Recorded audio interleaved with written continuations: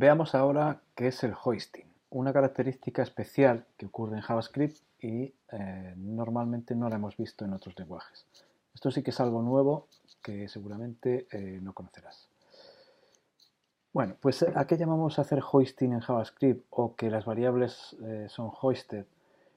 Realmente lo que nos referimos es que cuando nosotros declaramos una variable con var, por ejemplo, JavaScript lo que va a hacer es llevarse esa declaración al principio de su scope o de su contexto. Por ejemplo, en JavaScript los contextos o el scope al que nos referiremos siempre como scope es siempre a nivel de función. Después veremos más adelante en la parte de JavaScript avanzado donde esto podemos variarlo. Pero inicialmente, de forma general, el scope en JavaScript es a nivel de función.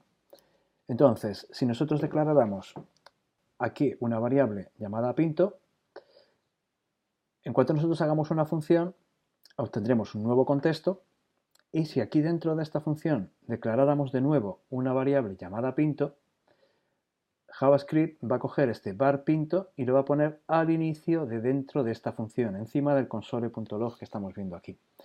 Con lo cual, cuando nosotros intentáramos pintar con el console.log que contiene la variable pinto, lo que conseguiríamos es pintar un defined. Un defined porque sí está definida, pero nunca ha tenido un valor, porque acabamos de pasar este var pinto encima del console.log. Cuidado, que no estaríamos pasando, JavaScript no va a pasar la declaración y la asignación.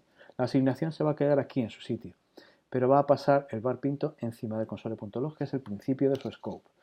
Esto no lo vamos a ver cómo lo hace, porque lo hace internamente en memoria. Nuestro código seguirá estando igual que siempre, pero funcionará internamente para JavaScript de esa forma. Veamos un ejemplo. Yo si declaro una variable x que tiene 100 y una variable y que tiene una función, ¿vale? Para tener un nuevo scope dentro. Si dentro de esta función yo en algún punto declaro una variable x, JavaScript va a coger y este var x se lo va a llevar encima del if. Veamos aquí en la siguiente diapositiva qué es lo que va a ocurrir exactamente. Aquí JavaScript ha cogido este var x y lo ha colocado al principio del scope, que es la función, haciendo el hoisting, con lo cual al hacer var x, x empieza dentro de esta función va a ser un defined, pero no fuera, fuera sigue siendo 100. Entonces, si nosotros comprobáramos aquí el valor de x, nunca sería igual a 20, sino que sería un defined, siempre. Por lo tanto, nunca entraríamos dentro de este if.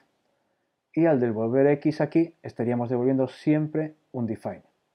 Por tanto, el resultado, el console.log de estas variables de x seguiría siendo 100 porque está fuera de la función y la invocación de la función i nos devolvería, con este return, nos devolvería un defined porque este var x nos ha hecho hoisting aquí arriba.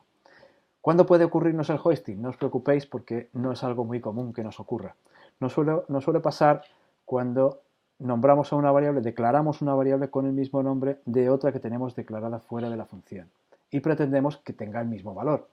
En ese caso estaríamos equivocándonos, estaremos usando erróneamente el lenguaje.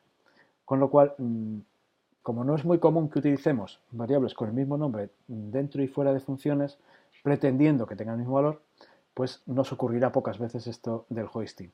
Pero es conveniente saber que existe y cuando veamos que tengamos un comportamiento extraño, verificarlo si nos está ocurriendo. Si estamos declarando variables dentro que tienen el mismo nombre que fuera, pues estaremos sufriendo los efectos del hoisting.